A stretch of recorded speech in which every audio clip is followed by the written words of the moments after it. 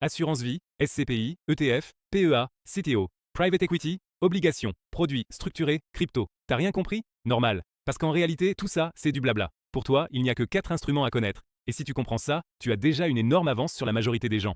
Salut, je m'appelle Matt. Je suis un travailleur indépendant et père de famille recomposée.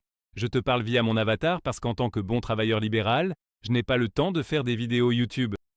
Bref, je te partage mon expérience en quelques minutes dans cette vidéo. Allez, mate-moi ça.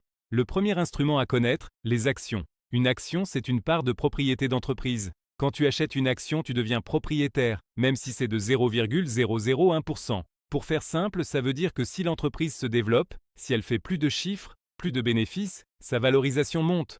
Ta part prend alors de la valeur, et dans certains cas, elle te reverse même une partie des bénéfices. C'est ce qu'on appelle les dividendes.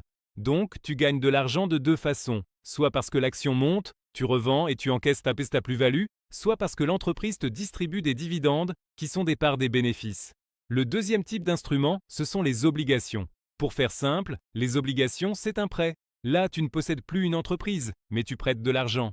Tu prêtes de l'argent à un État, à une entreprise, à une institution, peut-être par exemple le conseil général de ta région préférée. Et en échange, on s'engage à te rembourser avec des intérêts. C'est un peu comme si toi, tu devenais la banque.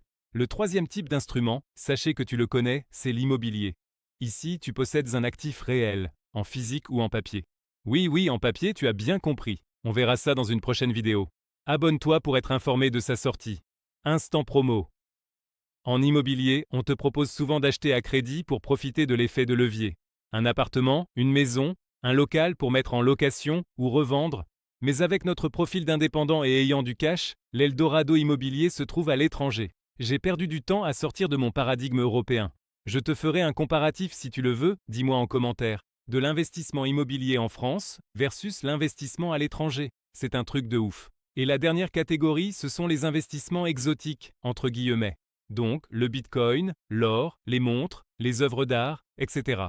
Là, on sort des schémas classiques. Certains de ces actifs peuvent exploser en valeur, mais ils sont souvent plus difficiles à comprendre, ils peuvent être moins régulés et surtout plus risqués. Mais qui dit plus risqué dit que tu peux gagner beaucoup, mais aussi perdre rapidement. C'est pour ça qu'ils sont généralement utilisés en diversification et selon surtout tes convictions. Pour ma part, j'ai du Bitcoin à hauteur de 10% de mon patrimoine, et c'est une conviction. Éric Larchevêque, je crois qu'il est à 100% en Bitcoin, et c'est sa conviction. Maintenant, je te dis ce que tu peux faire dès ce soir, après avoir écouté cette vidéo ou vu cette vidéo. Ouvre un compte titre PEA. C'est quoi ça? C'est un compte par lequel tu peux acheter des actions européennes. Bon, il y a une subtilité, tu peux acheter des actions américaines aussi. Ça, on verra après. Et surtout, sur lequel tu ne paies pas d'impôt après 5 ans de détention. Mais il faut bien une date. Donc, ouvre ton PEA dès aujourd'hui pour marquer la date. Petit disclaimer, ceci n'est pas un conseil en investissement. Je n'en ai pas le droit et je n'en ai pas la prétention. Je te partage juste mon retour d'expérience. Après plus de 10 ans d'investissement, je me suis gouré beaucoup mais j'ai aussi gagné. On récapitule.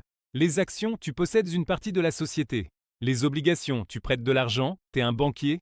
L'immobilier, tu possèdes un actif physique, quoique.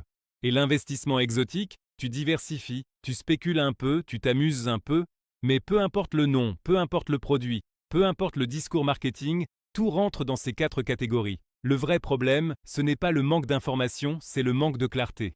Plus ça paraît compliqué, plus il y a des frais et moins ton argent travaille pour toi. Alors qu'en réalité, les bases sont simples. Et maintenant, tu les connais.